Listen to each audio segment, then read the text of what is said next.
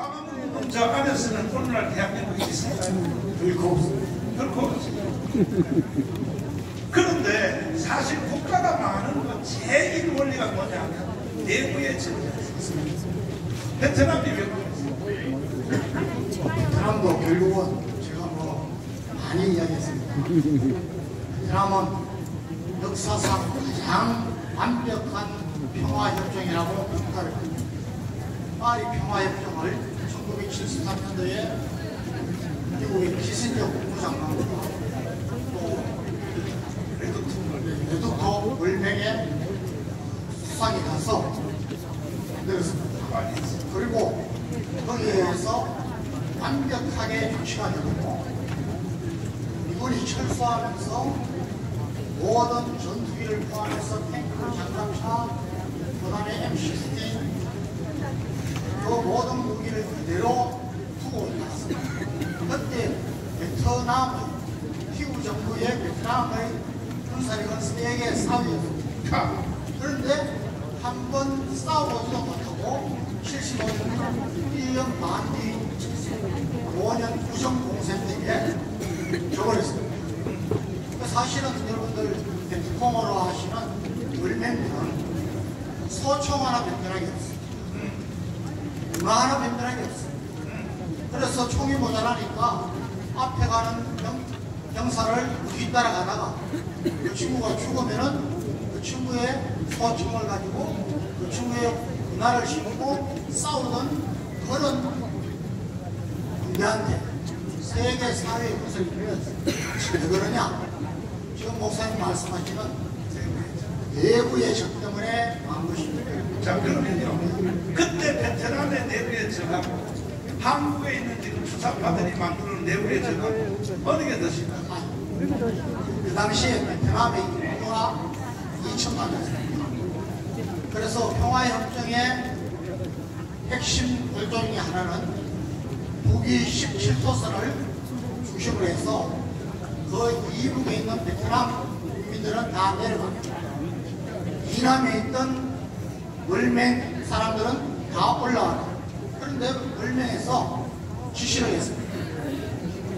베트남에 있던 간첩들, 고정간첩,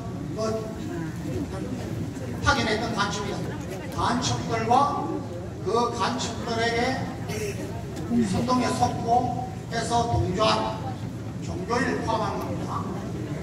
이런 인원들이 불과 9만 명 정도 있습니다. 그러면 2천만 명에 9만 명이면 몇 프로입니까? 5%요? 0.9%. 그런데 졌어요. 나중에 보니까 대통령 선거를 했는데 야당의 국회의원 대통령 후보가 바로 간첩이었습니다. 육군 참모 차장이 간첩이었습니다. 군에 숱한 사람들이 간첩이었고 공무, 심지어 조동사까지도 북쪽에 폭격을 하라고 올려고 했더니 대통령을 폭격했습니다. 자, 지금 우리 종국입니다. 북한 진영받는 간첩을 포함한 주사파, 친구, 우리 동포니까 무조건 민족을 앞세우는 친구, 반미, 16까지 합치면 몇 프로 정도예요? 아무리 못 적어도 40% 넘습니다. 자, 지금 현재 대한민국이 절반 인구가 지금 간첩에게 속했어요. 그 중에 베트남은 그래도 티우 대통령은 간첩이 아니었어요. 대한민국은 3대 대통령이 간첩이 있어요. 바로 잠시 후에 전준환 목사님 말하겠지만 김대중 간첩이 아닙니다. 이 문재인 간첩이 아닙니다. 그런데도 왜 대한민국이 국민의 절반이 지금 속아 있는데도 왜 안 망하느냐? 이승만의 건국 기둥이 이렇게 든든하다는 거야. 이것 때문에 지금 아직도 안 망하는 거예요. 마지막 말씀.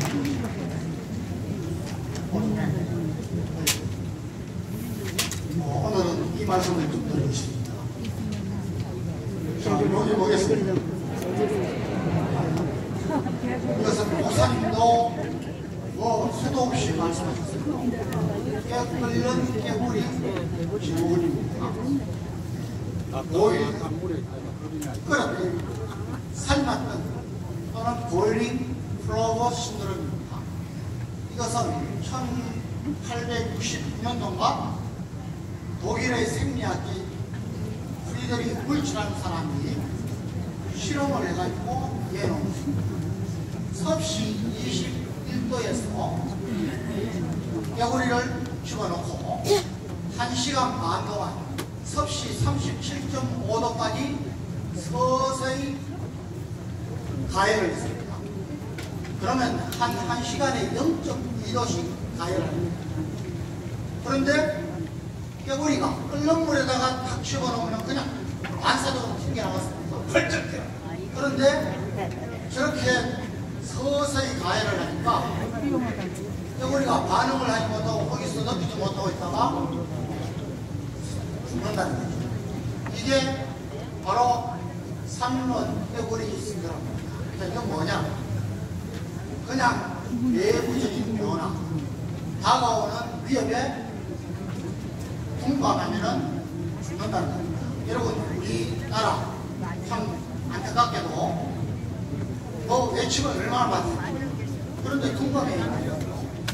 한 번도 선제적으로 우리가 대비하고 해서 막아낸 적도 없습니다. 우리가 지금 하고 있는 이 국민의식을 개조해서 예수한국 보건 통일로 이번 선거에서 총선에서 꼭 보수 우파가 200석 이상 달성하고 자유통일하셨었는데 이것은 그야말로 처음으로, 제가 알기로는 처음입니다. 선제적으로 우리가 미리 더 망하니까 이제 망하면 그게 없다는 것입니다. 그래서 하겠다는 것입니다. 오늘 꼭 여러분들께 한번 제가 간절히 인사드리겠습니다. 저는 목사님이 이렇게 끌어냈을 때마다 참 부끄럽습니다. 저는 문인입니다. 별 3개잖아. 나라를 지키는 일에 평생을 앞장서왔습니다. 참 바쁘게, 또 제 성격도 그렇고 참 충실하게 직무에 앞장섰습니다. 그런데 저는 작년부터 우리 목사님 옆에 와서 이 운동에 참가하면서 욕 많이 먹어. 아니, 정말 그 어느 때보다 별 3개가 뭐 하사한테 절정내냐고. 제 삶에 정말 단정코 말씀드립니다. 제 삶에 가장 값지고 보람 있는 1년을 얼마나 좋습니까? 저와 여러분이 이 일에 부름을 받았던 자체가 얼마나 좋습니까? 그리고 매주 매 시간 어느 순간부터는 평일 주일이 없습니다. 부흥회를 제가 평생 동안 참가했던 부흥회에 지금 벌써 제가 오늘 가까이 곰곰이 생각하니까 50개 이상 얼마나 좋습니까?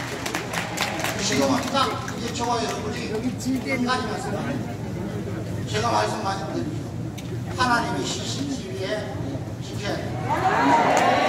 사람은 속일 수 있지만 내 안에는 속일 수 있지만 하나님은 못습니다. 장로님 4대 장로죠.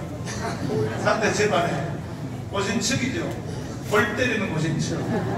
근데 아까 내가 생각에 3대 통로한테 이런 설교를 들어보니까 처음 그래서 저는 정말 제 아들 목사한테도 목사님 동영상을 계속 보내고 있습니다. 여러분, 제가 제일 안타깝게 생각하는 것은 왜 우리 한국 교회가 이 영적인 싸움에 주저하고 있느냐. 담임 목사님들이, 현재 실무 장로들이 우리 한번 나갑시다 하면 천만 그냥 두세 주면 됩니다. 왜 안 하느냐. 여러분, 저는 분석해 보고 있습니다. 저와 여러분이 하나님 앞에 설 때에 하나님이 나를 어떻게 평가하십니까?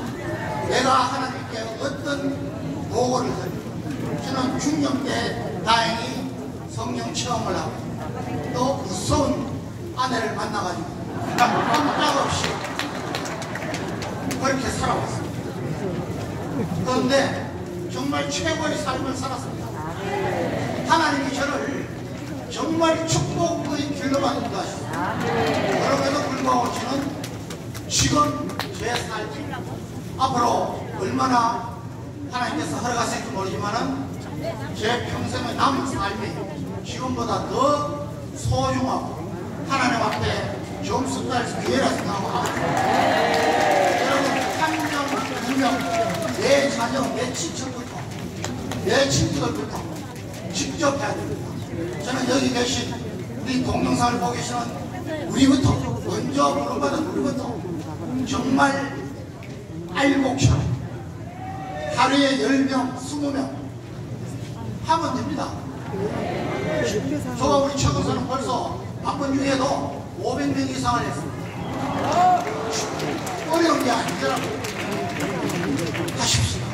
그래서 하나님 앞에 인정받고 상급받고 우리 목사님 하늘 나가서 우리 여기 계신 목사님들 궁정 같은데 그거 가지도 못합니다. 예? 저와 여러분이 초가집에서 산다면 초가집이 아니라 집도 없는 데서 있다면 만나지도 못합니다.